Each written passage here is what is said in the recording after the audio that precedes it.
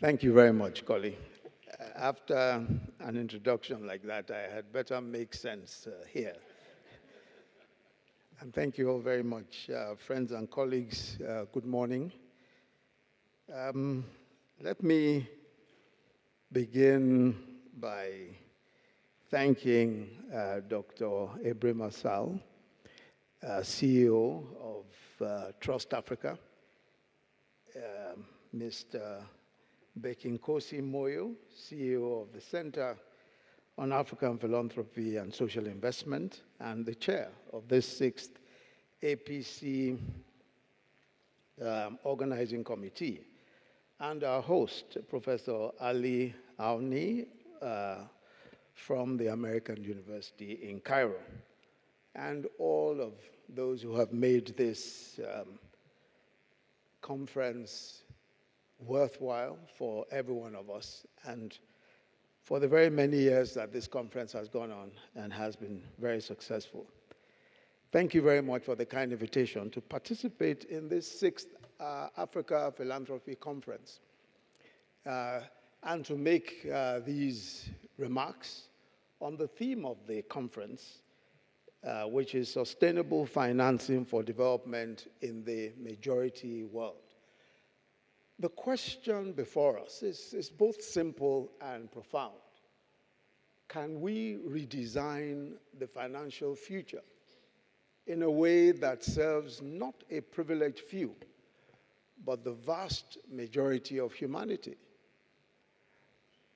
For the majority world, Africa, Asia, Latin America, the Caribbean, this is not a question of convenience.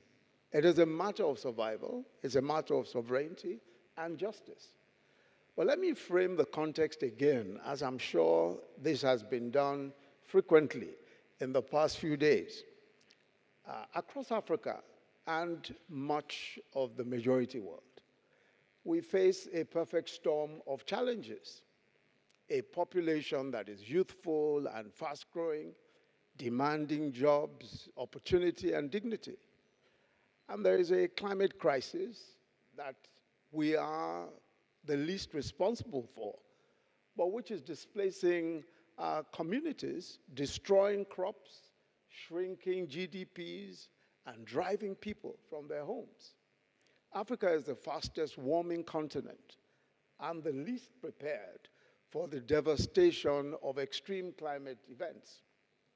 Debt burdens, as I'm sure you've heard repeatedly in the last few days, are nearing 70% of GDP, with debt service now eclipsing national spending on health and education. And we have public revenue systems that are often outdated, narrow, and overwhelmed by informality and opacity and the extractive global practices. And just as these pressures intensify, so too has the retreat of traditional development assistance.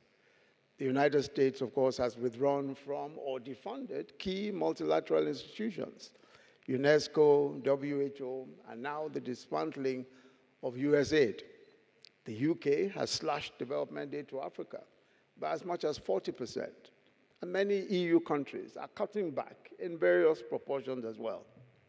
But this is more than a shift in balance sheets. It's a signal that we must finance our futures, not on the basis of goodwill or benevolence, but through rethinking value, through strategy and power, not through dependency, but through redesign. And so allow me to share a few pillars on which the redesign of our financial future, the financial future of the majority world may rest. And I'm sure that you would have several other ideas also. The first pillar is perhaps the most overlooked. And this is the revaluation of what we already possess, reclaiming natural capital as an asset. Across Africa and the majority world, our most valuable assets, our forests, our peatlands, our rivers, our biodiversity, and mineral reserves do not appear on national balance sheets. GDP, as is traditionally calculated, completely ignores them. And so we have become paradoxes rich in resources, but poor in creditworthiness. And this is where natural capital accounting becomes essential. Natural capital accounting is not just about environmental protection. It's a radical act of financial justice. It says our forests are not just forests, they are carbon sinks.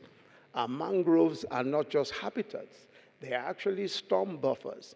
Our peatlands are not just terrain, they are climate stabilizers. They add real value, measurable in financial terms, to the preservation and propagation of global wealth. Yet they're not accounted for, let alone paid for. When properly accounted for, these become bankable assets. They enable access to new financing, all sorts of new financing instruments, green bonds, conservation bonds, debt for nature swaps, whose markets are growing exponentially. But without data, without valuation and verification, we're locked out. Some countries are moving ahead. Botswana, for example, has developed detailed water and mineral accounts that now guide sustainable pricing and extraction. South Africa also uses national biodiversity accounts in its development planning and has attracted private investments for conservation finance.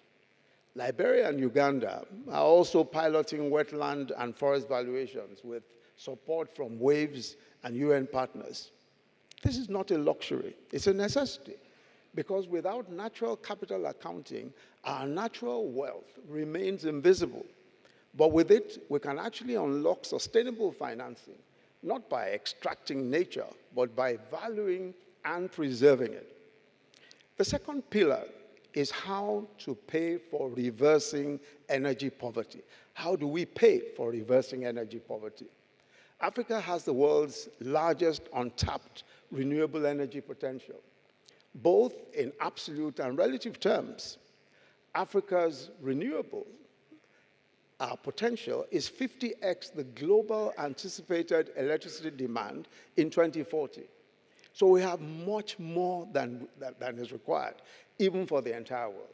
Despite this abundance, of course, you're very familiar with the figures. Over 600 million people lack access to electricity in Africa. Nearly 1 billion lack access to clean cooking facilities.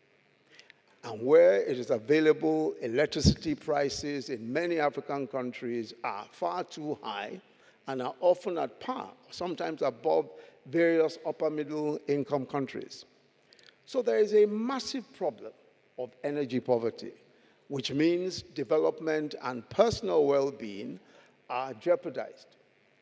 The reaction of many majority world governments and their development partners to this problem is to strongly focus on creating energy access as a first priority. And because grid coverage and interconnectivity are low, and the biggest energy access challenges are in peri-urban and usually rural areas, off-grid and mini-grid solutions tend to take priority. Sadly, these often are just not financially sustainable. And so they need consistent donor or public financing, which in itself is a threat to continued access and tends to limit available capacity, especially capacity that's sufficient to meet even the very basic needs. And it's certainly insufficient for catalytic entrepreneurial activities such as on-site agro-processing or cooling. So the opportunity to set in motion a truly virtuous cycle in which energy access drives economic growth and livelihood improvement is lost.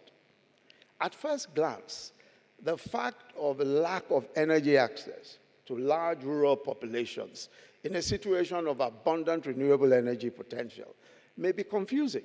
I mean, one may wonder, how can you have so much renewable energy and yet, still have the kinds of problems of access such as we have?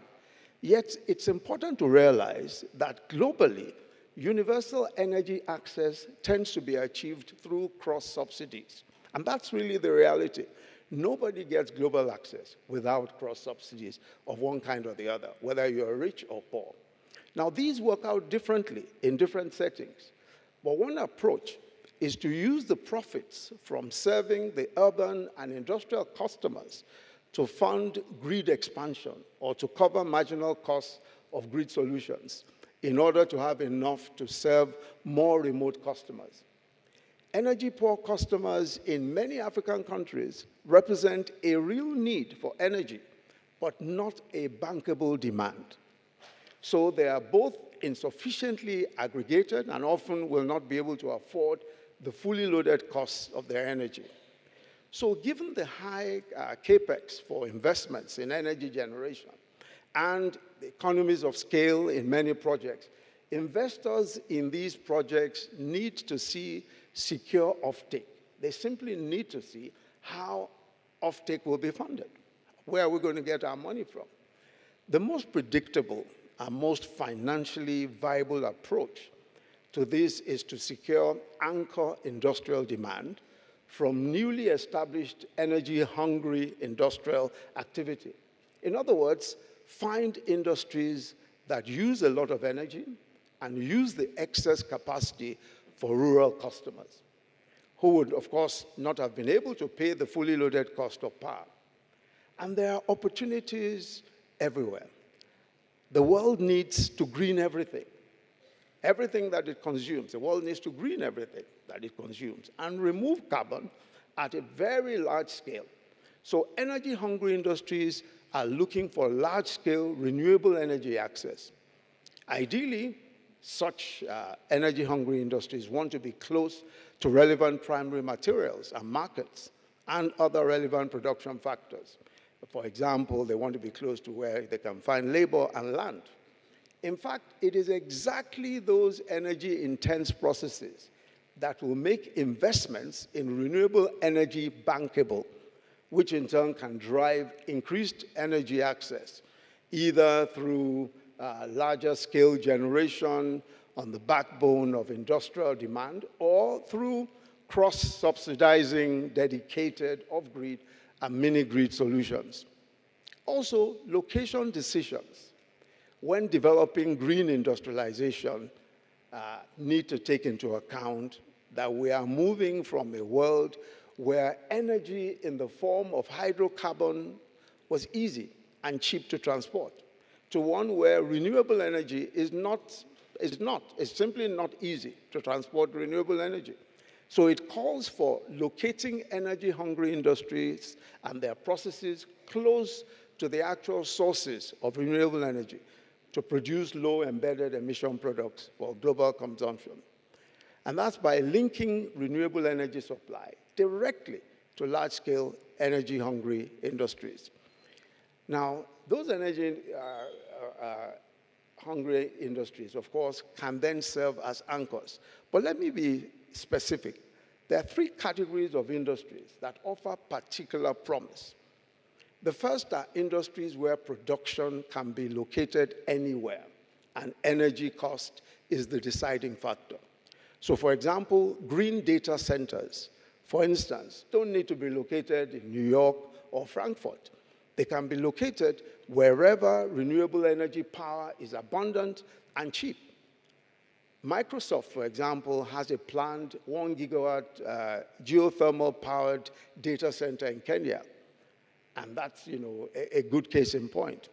Or even the prospects of direct air capture technology, removing CO2 from the atmosphere. These systems work best in regions with cheap, clean power. Africa can lead here, and we don't need to follow. The second are industries where location is strategic.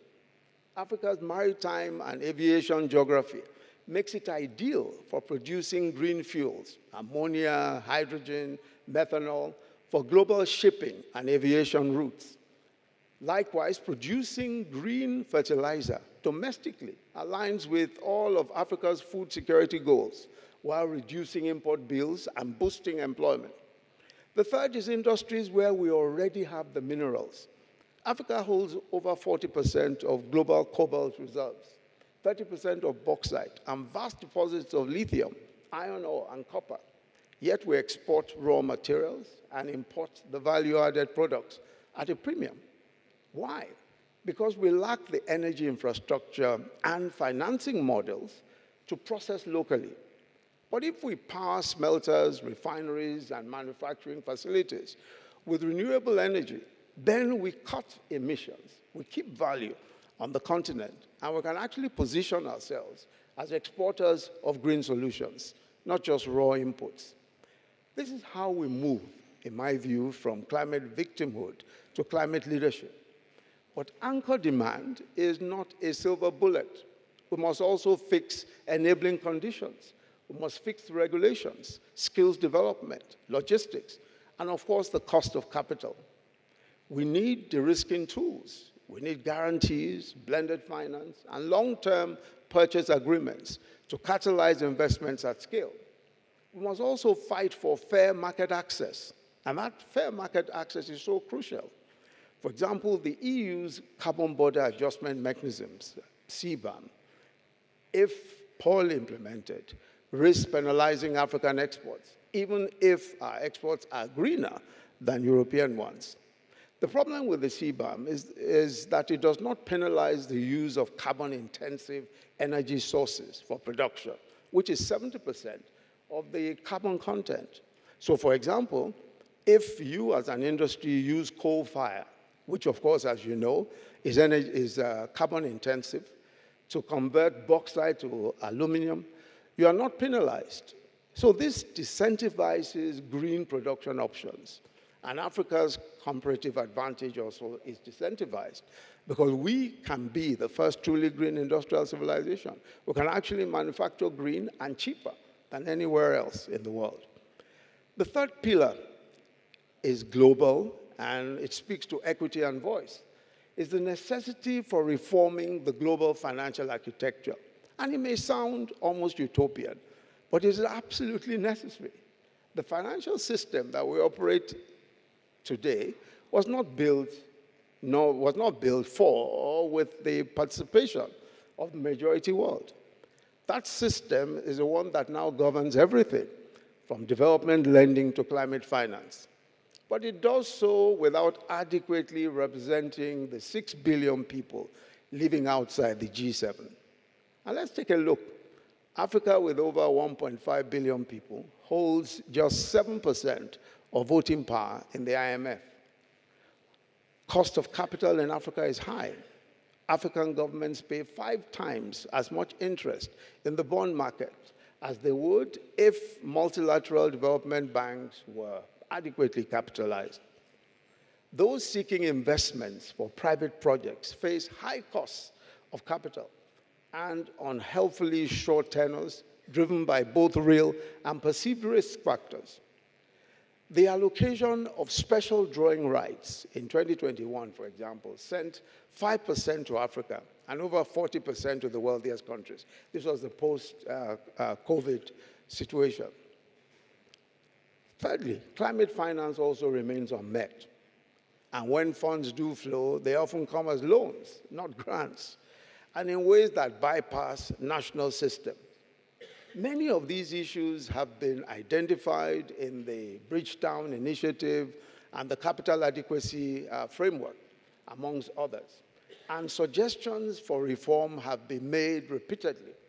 They include a wide range of tools that increase and strengthen the balance sheets of multilateral development banks, and also ensure that more of their deployment actually goes to emerging and frontier economies and drive more deployment towards climate-aligned investments. Technical solutions have also been made, such as recycling of SDRs, smart capital blending, and tailored risk mitigation. All of this, these suggestions have been made repeatedly, but things have to change. We need fair representation and a voice in global financial institutions that are reflective of today's population and development needs. We need reforms to credit rating agencies to eliminate bias and reward real governance progress. And I'm sure we're familiar with some of the initiatives on the African credit rating agencies. Of course, it would have its own complications and problems. But at least it's a direct challenge to the situation that we find ourselves in, where rating agencies simply taking the perceived risks. Most of the perceived risks, of course, as you know, are exaggerated.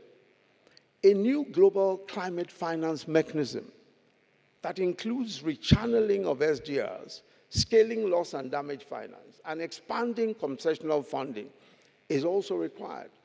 Global tax justice through a UN-led tax convention that ends illicit profit shifting and strengthens national treasuries is something that that has been called for repeatedly. And we say UN-led for fairness and balance. The current architecture, the current global financial architecture, privileges the powerful and fragments the rest and constrains the future. We need a system that invests in global public goods, that pools resources predictably and centers development where it matters most. The fourth pillar follows from the third. It is resolving Africa's disastrous debt burden. Africa is experiencing its worst debt crisis in 80 years. Today, more than 20 low-income African countries are either bankrupt or at high risk of debt distress. The continent's debt to GDP ratio is 64%, and that's on average. And much of its revenue is consumed by repayments. So with limited fiscal space, Africa cannot invest meaningfully in development. Making matters worse, Africa remains overly dependent on commodity exports, yet its debt is outpacing export earnings. According to the UN, Africa is the only region where debt is growing faster than GDP. And despite growth efforts, African countries are still forced to borrow at higher interest rates than anywhere else in the world due to inflated risk perceptions perpetuated by rating agencies. As a result, Africa pays the highest borrowing costs globally.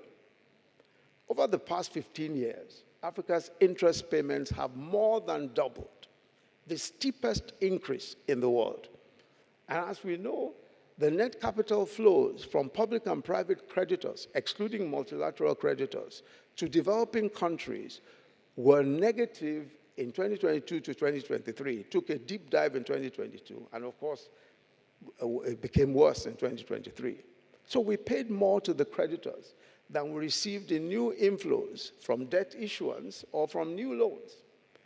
And going to the private capital markets is also not an option for the majority of emerging markets and developing economies, as borrowing, of course, is completely out of reach for them, with bond yields surpassing expected growth rates.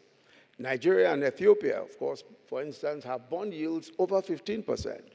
Kenya has bond yields over 10%. So many African countries and others are burdened with debt so heavy that on average, governments now spend more servicing debt than on health or education or any of the real human capital development needs. The consequences are devastating. Over 150 million Africans were pushed into poverty between 2019 and 2021.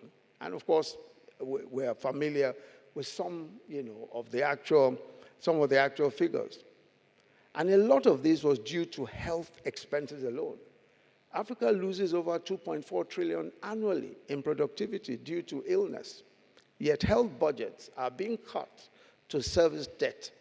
In Nigeria, for instance, over 70% of national health spending comes directly from individuals' pockets.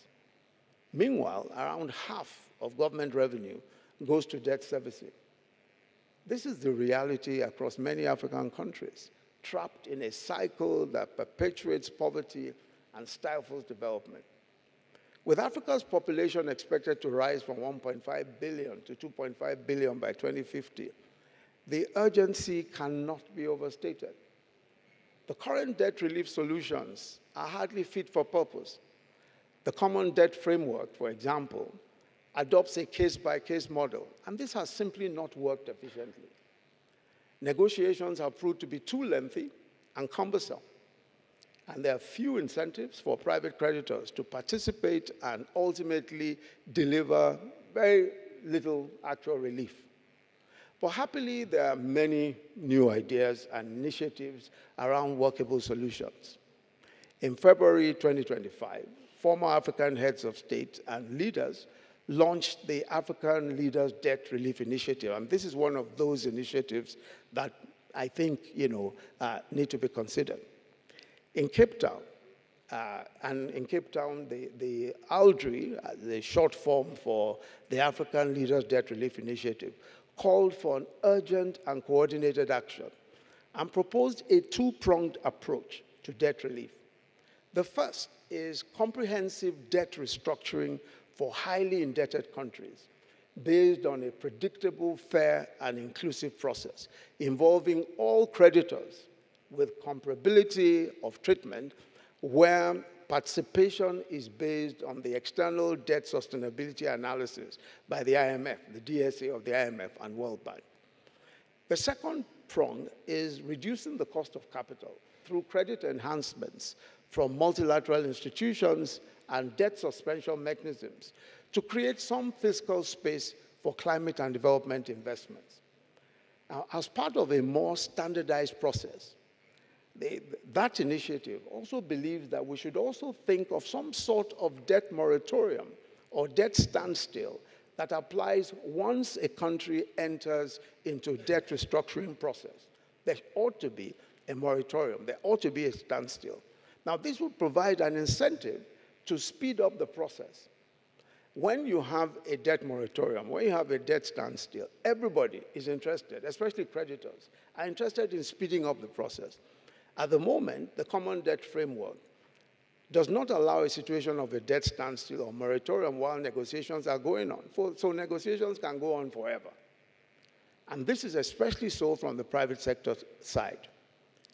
We also think that it might be important to include MDBs in debt relief discussions. Now, this is a controversial point because the crucial issue of safeguarding their AAA ratings is one that obviously we must give attention to. Most MDBs simply don't want to get into debt relief discussions because it may mean losing their AAA ratings. But the empirical reality is that large parts of the external debt of IDA-eligible countries is owed to multilateral creditors. So these are big creditors, and you really can't exclude them from debt relief negotiations if you want to achieve anything. And this would mean that large parts of debt remain unaddressed, reducing the level of resources that could be freed up through debt relief. As the last international debt report by the World Bank has shown, multilateral lenders are increasingly lenders of last resort. And multilateral lenders bail out private creditors with their low-interest loans. Now, this is not what these funds were meant for. So it might be necessary to make sure that private creditors participate in the debt restructuring process and that they also take haircuts.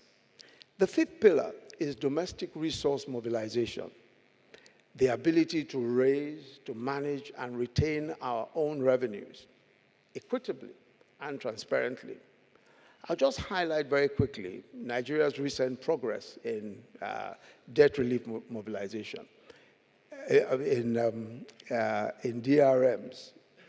In July 2025, Nigeria passed landmark tax reform legislation, consolidating over a dozen fragmented laws into a single modern tax act.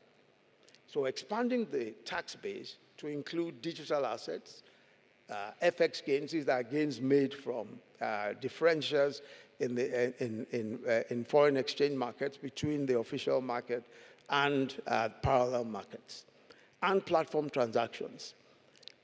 The law also introduces a minimum effective tax rate for multinationals to ensure that they contribute fairly.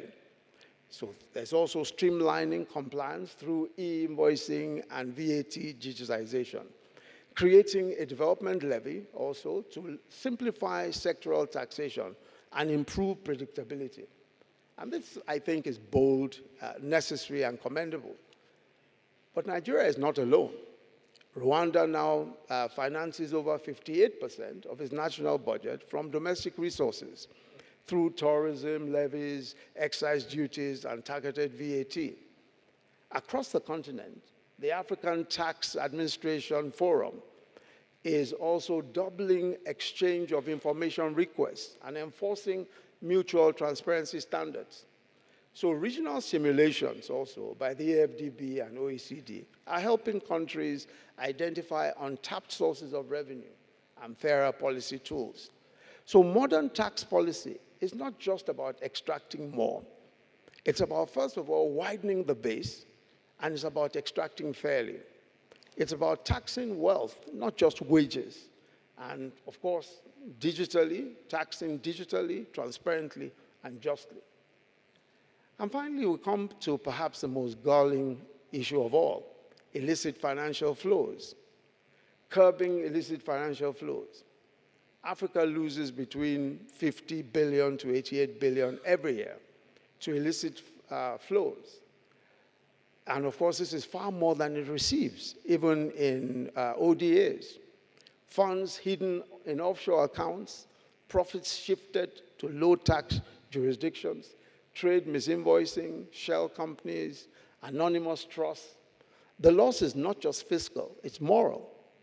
We must enforce public beneficial ownership registries, join global information sharing frameworks, like the OECD's exchange of tax data, regulate transfer pricing, and implement real-time commodity benchmarks, recover stolen assets, and mandate their use for development. And I must say that recovering stolen assets is not as easy as it sounds.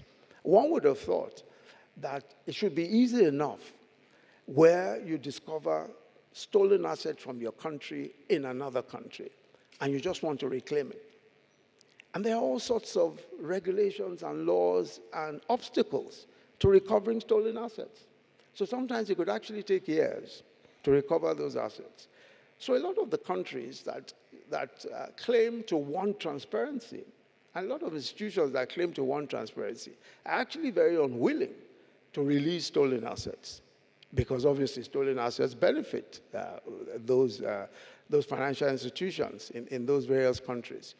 So we need a much more transparent approach to recovery of assets. We need speed with respect to recovery of assets so that the receiver of stolen funds is not a beneficiary of those funds. I mean, you can't penalize receivers of stolen funds where they are sovereign nations. But surely they must be able to part with those stolen funds as quickly as possible. So there's a push for a UN-led financial governance framework, not one that's dominated by a handful of powerful economies. Until we fix retention, every reform risks becoming a revolving door. Money comes in, and just as quickly, it flows out.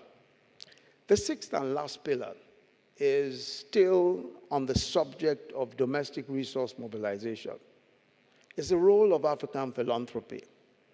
As overseas development assistance, and we've heard this repeatedly, and foreign philanthropies support Africa, it is evident now that that support is disappearing. There's obviously a decline. So African philanthropy must increasingly position itself to fill critical financing gaps. And then the challenges, of course, remain. Although we must admit that the influence of African philanthropies has grown with the rise of high net worth individuals, corporate foundations, and community-based giving. Examples include the Tony Elumelu Foundation, Dangote Foundation, Mo Ibrahim Foundation, the Gracia Marshall Trust, and the Ige Mokwede Foundation. These institutions have made notable contributions to entrepreneurship, to health, to education and governance. But despite their rising visibility, most African philanthropies operate on a relatively limited scale, especially when measured against the continent's vast development needs. Many remain elite-driven and focused on charitable or CSR-related initiatives, with fewer investing in long-term systems or in tackling root causes of inequality. Still, African philanthropies possess unique advantages. They are locally embedded, they are culturally informed, and less constrained by bureaucracy. These attributes enable them to play a more catalytic role in sustainable financing, particularly by providing risk-tolerant capital to attract larger investments into sectors like renewable energy and health and education, and then funding pilot projects that demonstrate the viability of local solutions, which governments and investors can then scale. They also can convene stakeholder engagements, governments, investors, civil society, for joint problem solving and ecosystem building. We were very fortunate at the UN-led Africa Innovation Fund. Very recently, we had a convening which was sponsored by the I. Gumokwe Foundation. We're trying to look at how to resource innovation systems all over Africa. And they, paid for that convening and also brought in the relevant experts. So those kinds of convenings, of course, are important and useful because that is the way to build institutional capacity, not just in public finance, but also systems that enable citizens' engagement and enable the best ideas to come forth to truly step into the expanded role. I think African philanthropies must also overcome internal limitations, including weak transparency, limited collaboration, and insufficient focus on systemic impact. With shrinking aid and donor fatigue, African philanthropies must evolve from gap fillers to system builders.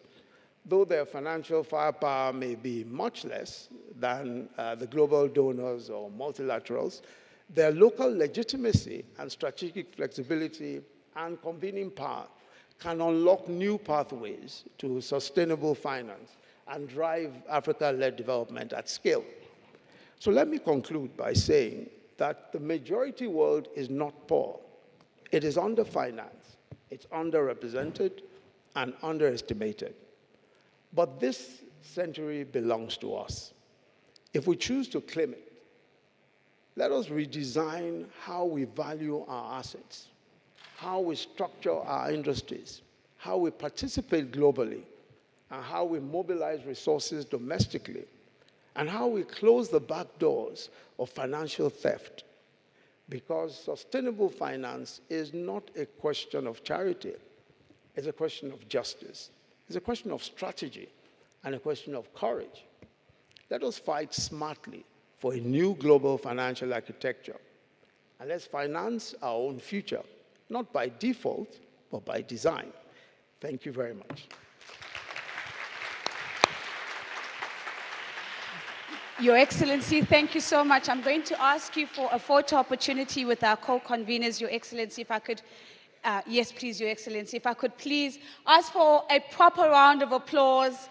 Thank you very much, ladies and gentlemen. Your Excellency, if I can invite you.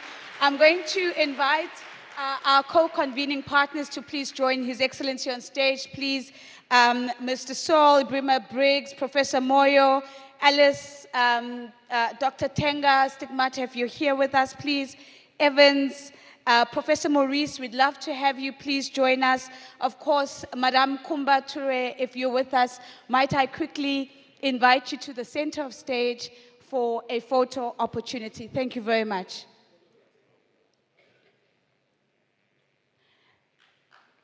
Thank you for starting that applause once again.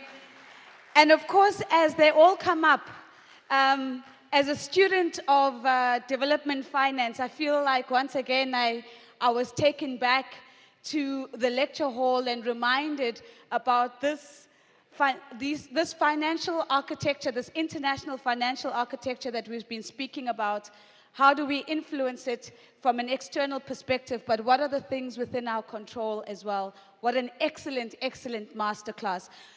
Might I please ask that we just take one step forward, one big step forward.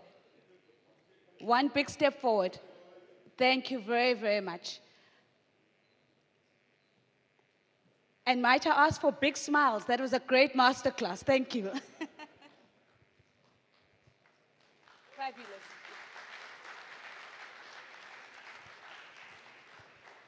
One more.